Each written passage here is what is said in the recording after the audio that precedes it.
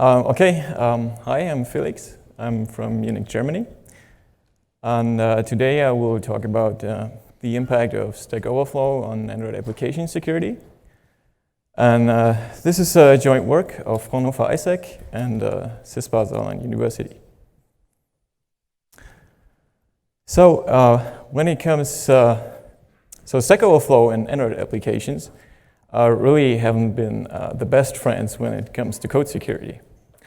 As anecdotes report, you can go to Stack Overflow and find insecure code snippets, which probably have been copied and pasted into a lot of Android apps.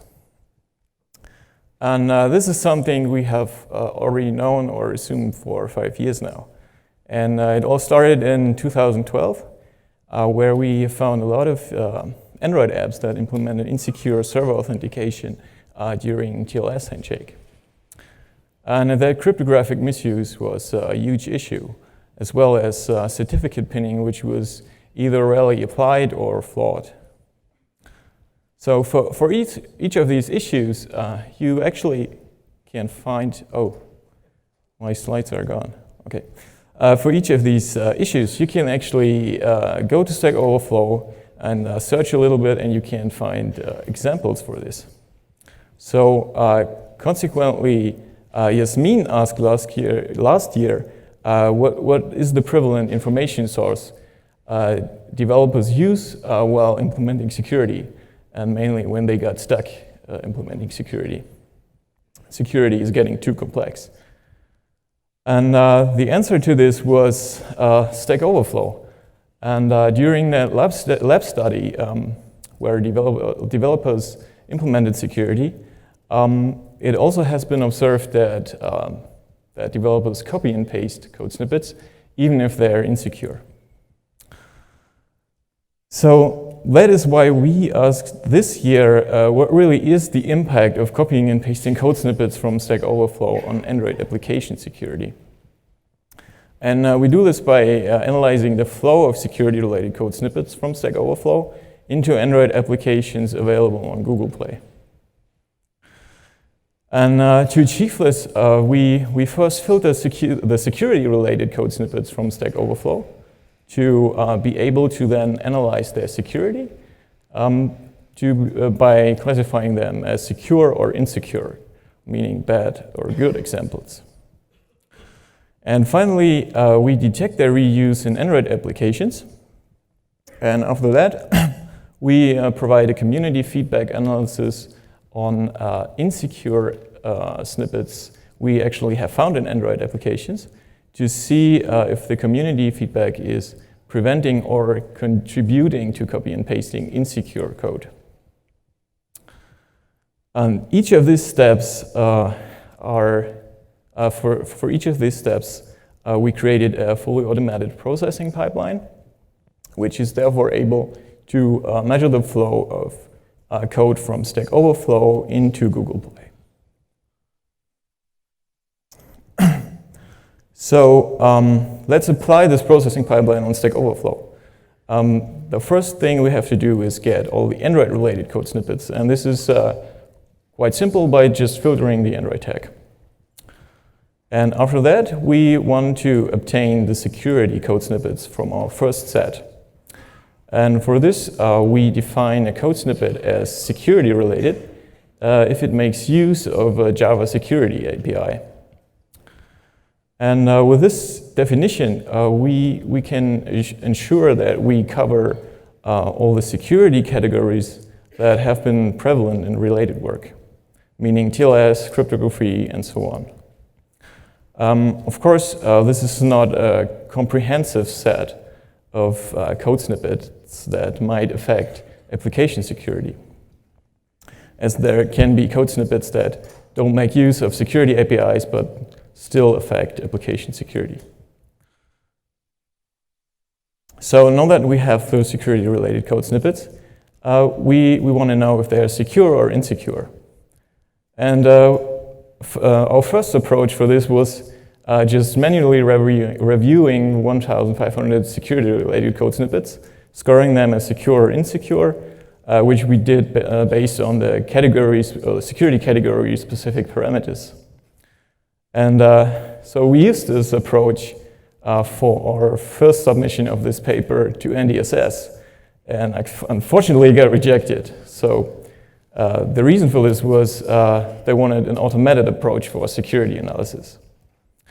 And luckily, during that time, I got a new colleague, and he told me we can do this using supervised machine learning.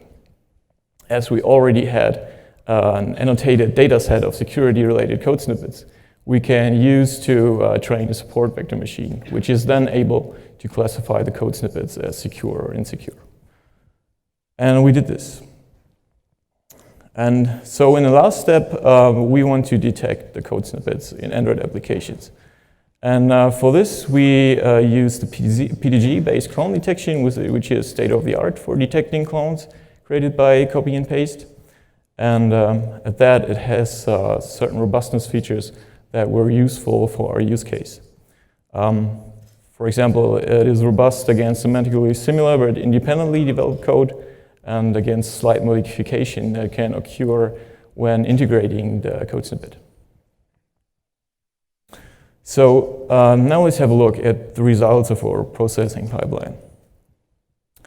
So from the 30 million posts available on Stack Overflow, we obtained 2 million Android-related posts, and a little bit more than 60% of these posts contained a code snippet. And from this code snippet, we only obtained 4,000 security-related code snippets. So first, let's have a look at the training set. Here you can easily see that TLS and symmetric cryptography are those categories that had the most insecure code snippets. And this already shows an indication that there is a correlation to the security issues I was presenting during the introduction. So, but on the other side, we also have a lot of secure codes on Stack Overflow, for instance, for signatures or message digests. So we use this train set to train the SVM to be then able to classify the whole set of security-related code snippets on Stack Overflow. And in the end, this resulted into 17% of secure code snippets and 30% insecure code snippets on Stack Overflow.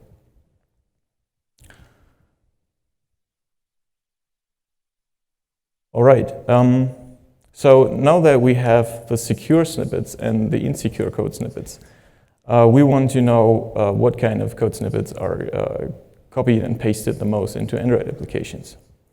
And to do this, we downloaded 1.3 million apps, which basically make all free apps available on Google Play.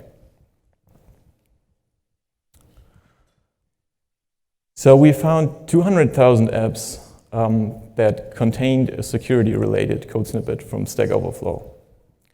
This makes 15.4% of apps available on Google Play. And we found a little bit more than 17,000 apps that contained a secure code snippet. But unfortunately, we found almost 200,000 apps that contain an insecure code snippet from Stack Overflow. So this means that 98% of the apps we found with a security-related code snippet from Stack Overflow contain at least one insecure code snippet. So let's have a deeper look at the top offending snippets. And the winner was the TLS snippet, which we have found in 180,000 apps. And the snippet basically deactivates server verification, which makes it vulnerable to man-in-the-middle attacks. And as already shown in related work, this poses high risk of exploitation in the wild. The second most prevalent code snippet was an AES code snippet that we found in 18,000 apps, which makes use of ECB mode. It is vulnerable to chosen plaintext attacks. And at that, we found a couple of apps that contained a code snippet with hard-coded cryptographic keys which can lead to key leakage when reverse engineering apps. So now that we know the insecure code snippets from Stack Overflow that are copy and pasted into Android apps, we wanted to have a look at the community feedback provided on Stack Overflow for these insecure code snippets to see if the feedback is contributing to copy and paste insecure code or preventing it. And when you look at code snippets that are provided as an answer, meaning that meaning that it provides a solution to a stated problem, you would expect a lower score for insecure code snippets than for secure code snippets, as it does not provide a useful answer from a purely security perspective. And this was the case in Stack Overflow. But when you now include a warning, meaning that we were looking at code snippets, insecure code snippets, which had a comment that explicitly stated the code snippet as insecure, we unfortunately observed the opposite. So this means that the currently deployed feedback system on Stack Overflow is not sufficient for providing a precise security estimation. So, and next, we had a look on the impact on copy and paste. And for this, we first had a look at the view count and the score of code snippets. And for this, we expected a positive correlation with copy and paste, meaning that the higher the view count, the higher the score, the higher the copy paste rate of the snippet. And for this, and this was also true. But again, when we had a look at code snippets that also had a security warning, we have the opposite behavior again.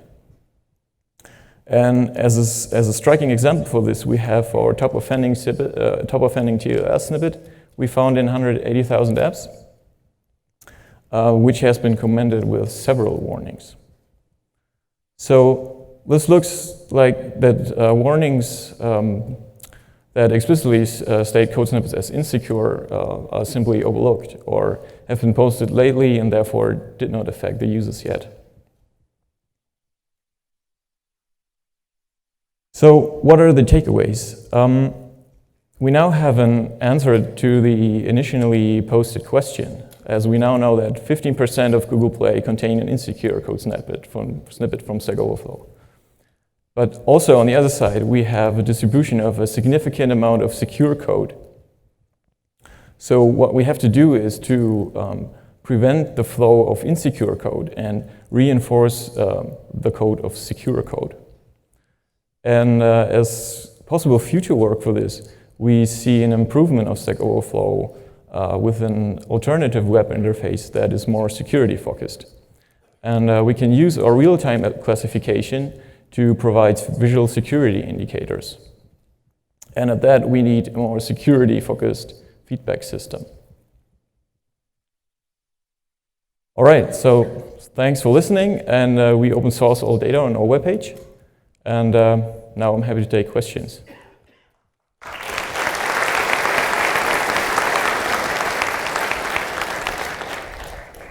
We have time for questions, so well, I think Dave, you are first. So. Okay.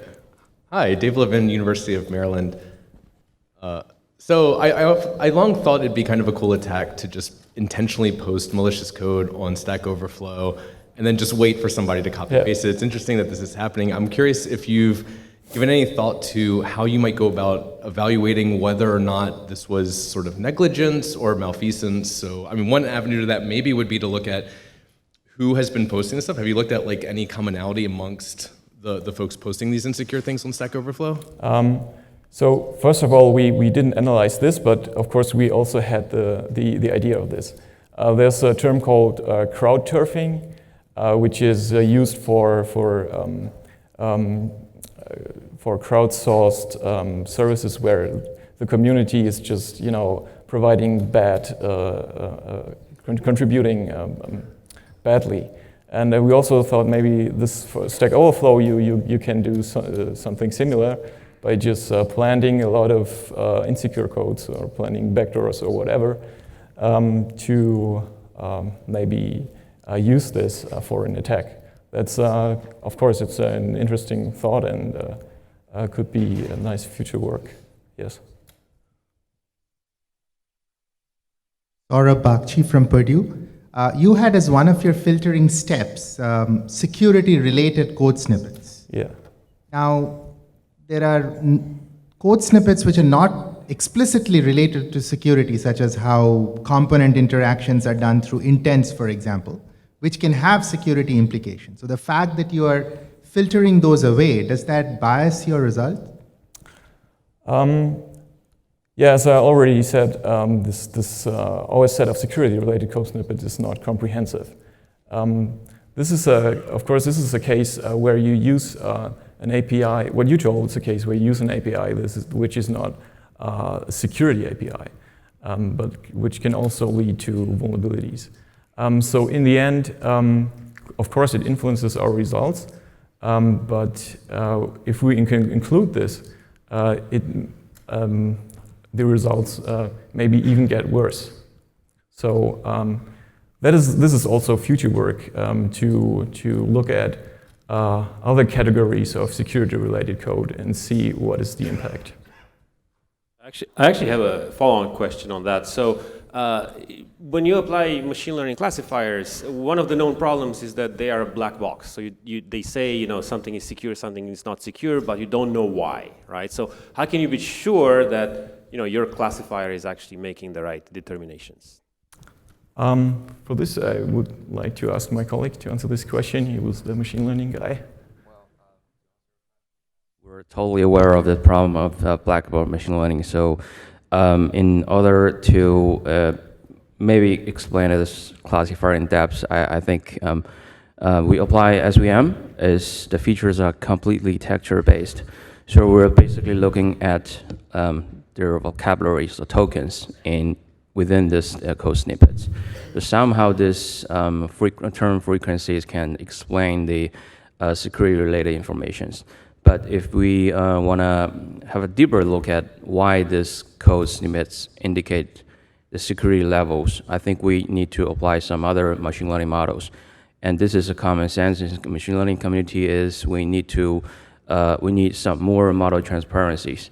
So currently, I only see the possibility if we apply a probabilistic graphic model or some other causality discovery algorithm which can maybe explain the machine learning model a little bit more in depth. But mostly, deep learning, deep neural network, these kind of a discriminative classifier can only tell you whether it is secure or insecure. We have time for a couple of more questions, and please, the next speaker is set up in the meantime.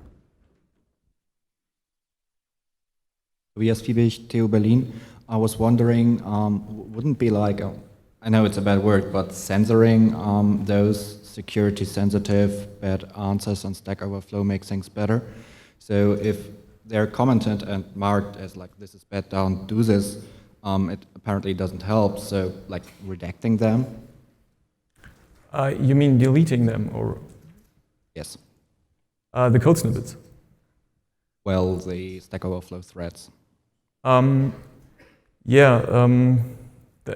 is another good question, because the top offending snippet, the TLS snippet, this snippet was needed because the security API wasn't helpful for a specific use case, meaning using self-signed certificates. And because the API wasn't providing this, users needed a workaround. So that's why this code snippet was distributing so much, and was you can find a lot of copies of this on Stack Overflow. So I think when we just have deleted this code snippet, it could also I'm not sure if it helped, because the security API was still not offering the feature for using self-signed certificates in a secure way. So that's why Google replied to this problem and changed the API to be able to use custom trust managers and self-signed certificates in a secure way. And now I'm expecting that these code snippets are going away. So I think only deleting this code snippet wouldn't result into I would think that it would have popped up somewhere else. So if the problem is so severe, like in this case, you can just killing it on Stack Overflow might not have been the definite solution to this. So in the end, this is another aspect which I think is quite interesting. So what you could do is just auditing Stack Overflow to see what are the problems developers have. In this case, if we would have audited Stack Overflow earlier, we would have detected the problem they have with this API, and maybe the API could have been modified earlier. So unfortunately, it looks like we're out of time, so maybe we can take the rest of the questions offline. Let's thank the speaker again.